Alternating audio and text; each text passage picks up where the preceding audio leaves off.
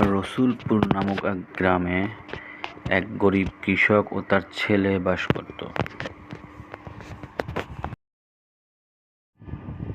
ওই কৃষক এবং তার ছেলে ছোট্ট একটা ঘরে বাস করত এবং সে ভাবতেছিল সে কি করবে এবং চিন্তা করে সে মাঠের দিকে যাবে এখন এবং সে কাজ করার উদ্দেশ্যে মাঠের দিকে সে রওনা হলো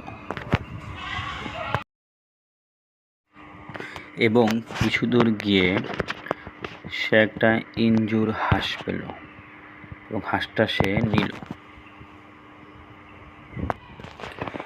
হাঁসটাকে সে বাড়িতে নিয়ে আসলো এবং হাঁসটাকে সে খেতে দিল এবং হাঁসটা খাওয়া শুরু করলো এবং সে তাকাইয়া এটা দেখতে ছিল এবং খুশি হলো। পরের দিন সকালে সে ঘুম থেকে উঠে দেখে হাঁসটা একটি সোনার ডিম পাড়ছে এবং সে খুবই খুশি হয়